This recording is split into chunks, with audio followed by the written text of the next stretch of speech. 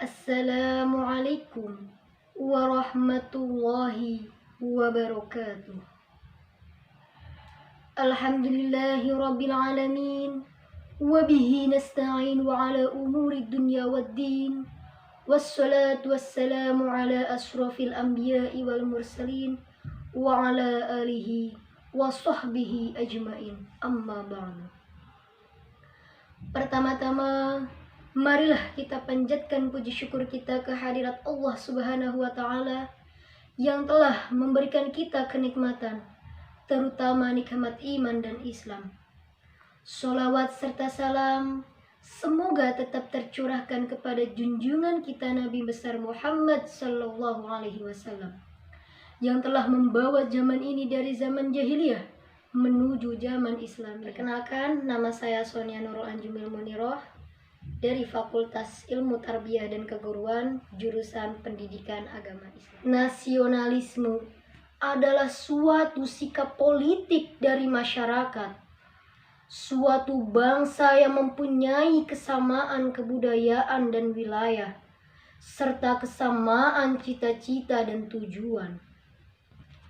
Menurut Kamus Besar Bahasa Indonesia, nasionalisme adalah faham untuk mencintai bangsa dan negara sendiri. Sudah menjadi fakta, bukan? Bahwa kemerdekaan yang direbut dari tangan para penjajah mayoritas direbut kembali oleh para pejuang-pejuang muslim seperti kiai, ustadz, dan tokoh-tokoh agama lainnya. Semua yang mereka lakukan bukan semata-mata memenuhi panggilan dari Ibu kita Pertiwi, melainkan karena ketauhidan dan keimanannya. Allah berfirman dalam Quran surah An-Nisa ayat 59 yang artinya, hai orang-orang yang beriman, taatilah Allah dan taatilah Rasul-Nya, dan ulil amri di antara kamu. Kemudian jika kamu berlainan pendapat tentang sesuatu, maka kembalikanlah ia kepada Allah, Al-Quran, dan Rasul sunnahnya. Jika benar-benar beriman kepada Allah dan hari kemudian, yang demikian itu lebih utama bagimu dan lebih baik akibatnya. Bahkan menurut Ernest Raymond, nasionalisme adalah suatu keinginan untuk bersatu dan bernegara.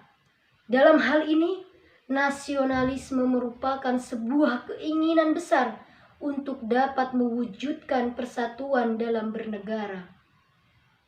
Hadirin rahimakumullah, dari sejarah Indonesia, kita semua perlu mengetahui nama Indonesia sendiri baru digunakan pertama kali saat Kongres Pemuda II, 28 Oktober 1928.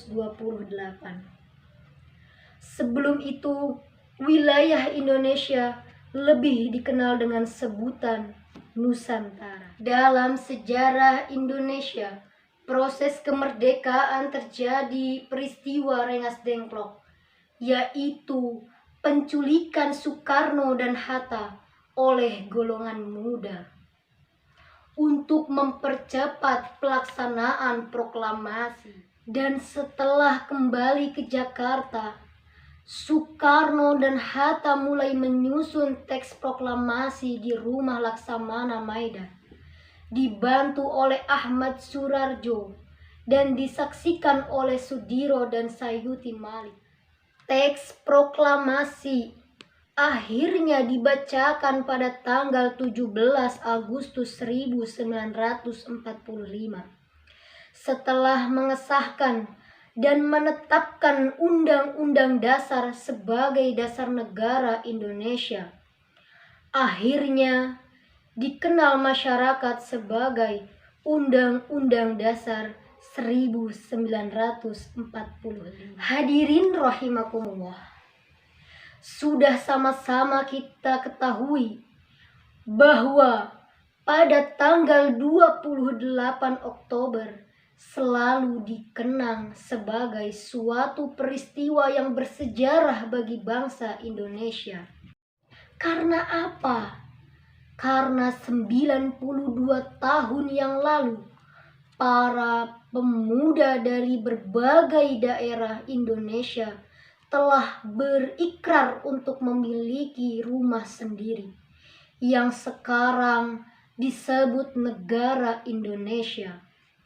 Cita-cita tersebut terwujud 17 tahun kemudian ketika Soekarno dan Hatta memproklamasikan kemerdekaan Indonesia pada tanggal 17 Agustus 1945. Hadirin rahimakumullah, kita sebagai pemuda bangsa Indonesia patut bersyukur memiliki tokoh besar seperti Kiai Haji Hashim Asy'ari dan Kiai Haji Ahmad Dahlan. Kobarkan semangat juang kalian untuk menggapai cita-cita setinggi langit. Kedua tokoh ini adalah pendiri organisasi Islam terbesar di Indonesia.